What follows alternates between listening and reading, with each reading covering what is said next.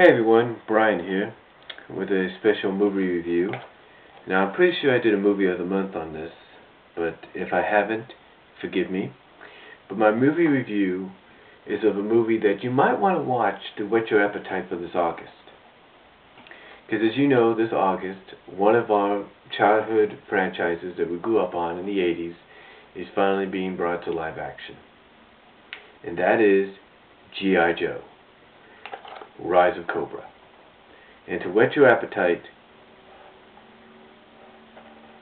I'm here to review G.I. Joe, the movie.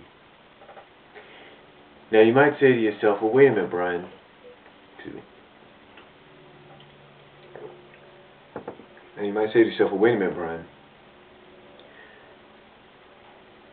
You know, why is it called the movie? I mean, because if you're new to it, if you like G.I. Joe but you're new to it, and you say, why is it called the movie? I've never heard of it. You know, I look online, I don't see that it's ever been to theaters. Well, let me explain.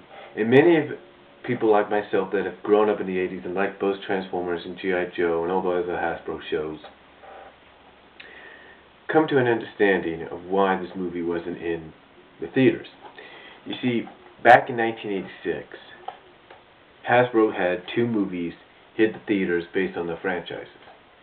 The first one was the G-rated My Little Pony, which was based off the My Little Pony toy franchise and also inspired by the two primetime specials that came before it. And then the movie that followed about 6 or 7 months later was Transformers the movie, which was a PG-rated movie but was very violent. And unfortunately though, both movies didn't do so well in the theaters. And because of that, G.I. Joe ended up being sent directly to video and to television. But here's a little hint on G.I. Joe the movie. In case you didn't know, this film was originally supposed to be released before Transformers. But because the scheduling was changed around so that Transformers would be out beforehand, because production and animation I guess wasn't done on this yet, G.I. Joe was scheduled to come third. Now there's a lot of things in this film that were changed around because of Transformers movie. Now as we know in the Transformers movie, Optimus Prime dies.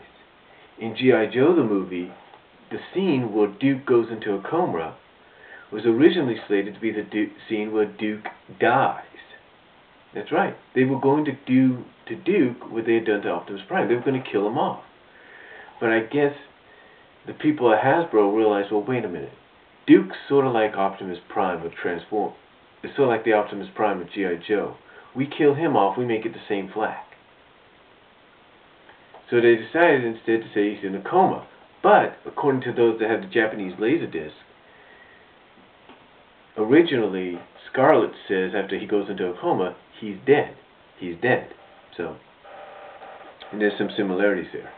But it was because of the failure of those two movies, as I was saying, that G.I. Joe was brought into television and directly to video.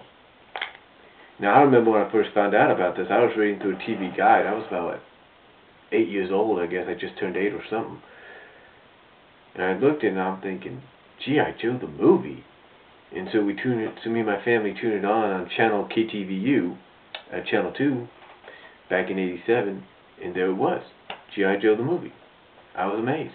And it was also released on VHS. I rented it so many times. And then finally I just bought the DVD. Now I don't know if they're going to be bringing out another collector's edition, as they call this one, in time for the movie. I'm not really sure. But I can say this. G.I. Joe, the movie, the animated one, is a very good film. There's no doubt about that. I think it could have done real well in the theaters had it been given the chance, but it wasn't given that chance. Now, you're probably wondering where it would have been rated. Well, of course, like Transformers, probably would have been rated PG. Now, let me tell you something about this. It affected another Hasbro franchise as well. You see, because of Transformers and My Little Pony bombing at the box office in the same year, which resulted in this being released on DVD, on video and television directly, another Hasbro franchise, which was Jem and the Holograms, their movie was scrapped. That's right. You see, Hasbro had plans for Jem and the Holograms to come out into their own movie, to have their own film. That unfortunately didn't happen. Now, from what I've heard rumorized, they had a lot of plans similar to what they had done to Transformers and G.I. Joe. Now, of course, there weren't going to be no deaths in Jem because it was a girl show. But from what I understand, the rumors of what would have happened gone around is that Rio would have found out that Jem and Jerrica are one and the same. And that Stormer, from what I understand, would have gone back to the Holograms. Or would have, I guess, gone to the Holograms or something, I don't know. But things like that.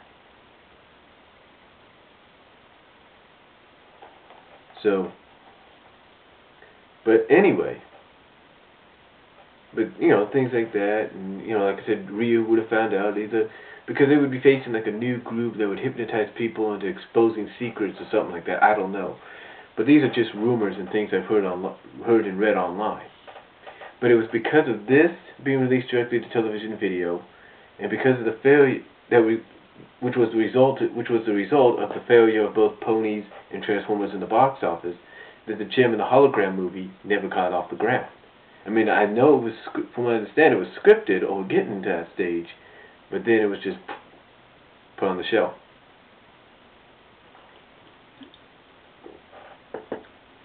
Now, I don't know if they're ever going to bring something like that out again, or attempt to, but I thought I'd just pass that along during my little movie review of G.I. Joe the movie, which is on DVD. This is the only DVD right now in existence. Like I said, I don't know if they're going to do a special collector's edition for the upcoming movie.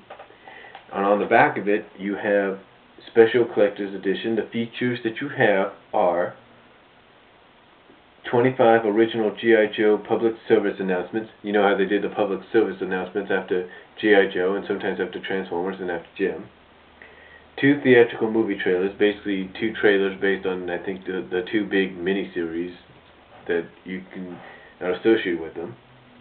You had 2 vintage commercials on the G.I. Joes of the 50s, I think. And of course you had in a 5.1 surround sound. Now, like I said, I don't know if they're going to be bringing one out in time for the movie or what, but I thought I'd review this, kind of help whet your appetite for the movie that is coming out in August. And I hope you enjoyed my review. If you got any comments, just let me know. Tell me about it. And I will talk to you all later on. Till then, I'm Brian saying God bless, take care, and have a nice spring break if you're on spring break.